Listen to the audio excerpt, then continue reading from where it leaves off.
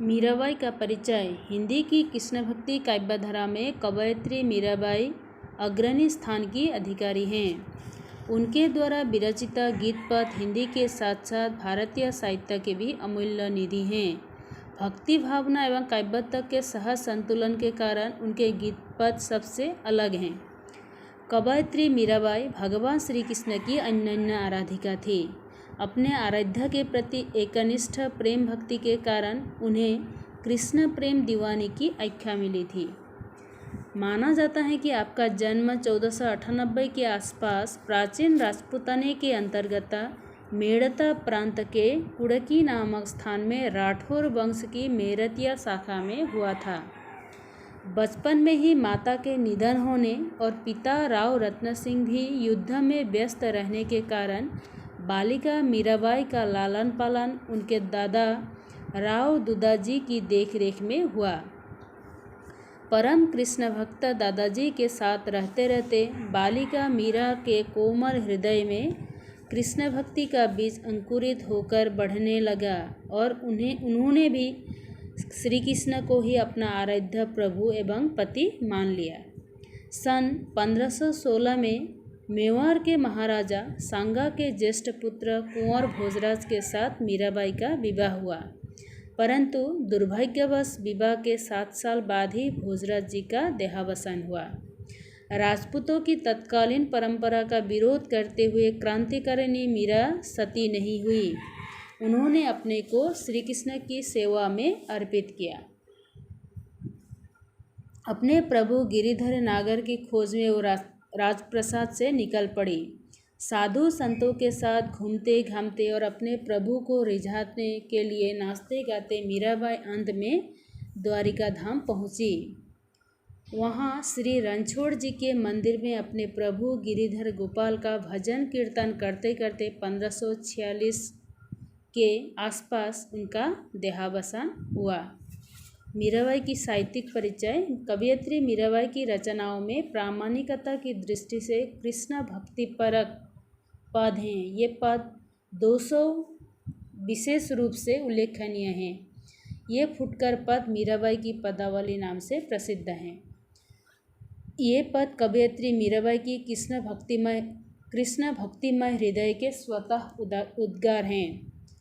उन्होंने मुख्य रूप से हिंदी की उपभाषा राजस्थानी में काव्य रचना की है, परंतु उसमें ब्रजा, खड़ी बोली, पंजाबी, गुजराती आदि के भी शब्द मिल जाते हैं।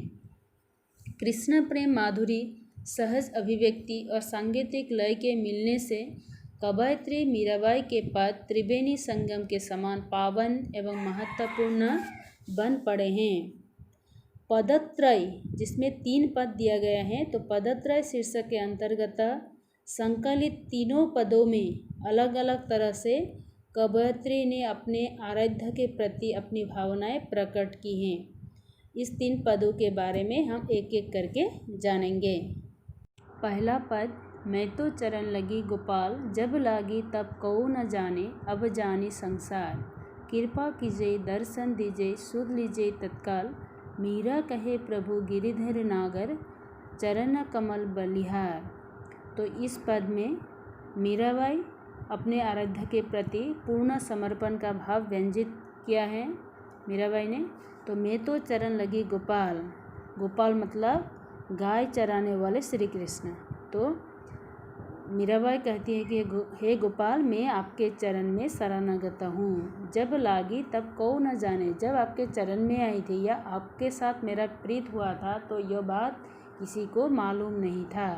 अब जाने संसार, लेकिन यह बात अब सारा संसार जानता है। कृपा कीजिए दर्शन दीजिए सुध लीजिए तत्काल, इसीलिए आप मुझ पर कृपा कीजिए, मुझे दर्शन दे और सुध लीजिए तत्काल, मतलब मैं आपके बगैर में होश चेतना खो बैठी हूँ, इसीलिए आप मुझ पर कृपा कीजिए। मीरा कहे प्रभु गिरिधर नागर, चरण कमल बलिहार। तो मीरा कहते हैं कि गिरिधर मतलब गिरी को धारण करने वाले, जिन्होंने अपने उंगली में गोवर्धन पर्वत को धारण किया था, वही श्री कृष्ण। तो उसी श्री कृष्ण के चरण में मीराबाई समर्पित हैं। बलिहार मतलब अपने को समर्पण कर चुकी हैं, इसीलिए श्री कृष्ण आकर उन्हें दर्शन दे और उन्हें कृपा करे। दूसरा पद, मारे घर आओए सुंदर श्याम, तुम आया बिन सूद नहीं मेरो, पीरी परी जैसे पान। मारे आशा और न स्वामी, एक तिहारो ध्यान, मीरा के प्रभु बेग मिलो अब, रासो जी मेरो मान। तो मारे घर आए मतलब मीराबाई ने दूसरा पद में अपने आराध्य देवता को अपने घर में आमंत्रण किया है। तो सुंदर श्याम को वह अपने घर में आमंत्रण करते हुए कहती हैं, तुम आया बिन सूद नहीं मेरो। तो प्रभु के बगैर वो अपनी होश चेतना खो बैठी है। पीरी परी जैसे पान, जैसे पान जैसे पके पान की तरह पीली पड़ गई हैं।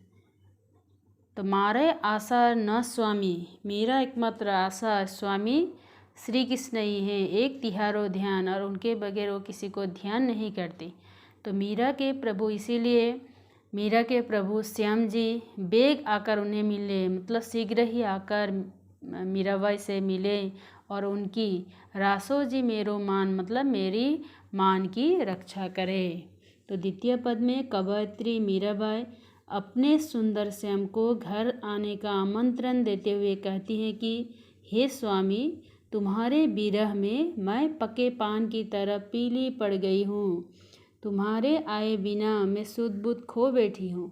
मेरा ध्यान तो तुम ही पर है, मुझे किसी दूसरे की आशा नहीं है। अतः तुम जल्दी आकर मुझसे मिलो और मेरे मान की रक्षा करो। तीसरा पद, राम नाम रस पीजे मनुआ, राम नाम रस पीजे, ताज कुसंग सत्संग बैठ, निध हरि चर्चा सुन लीजिए। काम क्रोध मद लोभ मोह को, बहा चित्त सु दीजिए। मीरा के प्रभु गिरिधर नागर, ताही के रंग में भिजे। तो तीसरा पद में मीराबाई ने मनुष्य मात्र में राम नाम का रस पीने का आह्वान किया है। वे कहती हैं कि प्रत्येक मनुष्य को राम नाम का रस पीना चाहिए। तज कुसंग सत्संग बैठ, कुसंग को त्याग कर सत्संग में बैठकर हमेशा हरि का कीर्तन सुननी चाहिए। हमेशा, नित्य मतलब हमेशा हरि की कीर्तन सुननी चाहिए। ऐसा करने से क्या होगा, काम क्रोध मद लोभ मोह को, हमारे हृदय से जो काम क्रोध लोभ मोह जो 6 रिपु हैं, वो 6 रिपुओं का नाश होगा ऐसा करने से। बहा चित्त सु दीजिए, बहा चित्त शुद्ध, बहा मतलब दूर करना, हमारे हृदय से ये जो रिपुएँ हैं, जो गलत आदतें हैं, इसे हमें दूर करना चाहिए और सिर्फ श्री कृष्ण के रंग में हमें रंगना चाहिए। मीरा के प्रभु गिरिधर नागर, ताही के रंग में विजय। तो मीरा इसीलिए कहती हैं कि प्रत्येक मनुष्य हमें क्या करना चाहिए, मनुष्य को कृष्ण प्रेम में रंग न जाना चाहिए। तो तीसरा पद में कवयित्री मनुष्य मात्रा में राम नाम का रस पीने का आह्वान करते हुए कहती हैं कि सभी मनुष्य कुसंग को त्याग कर सत्संग में बैठकर श्री कृष्ण का कीर्तन सुनना चाहिए।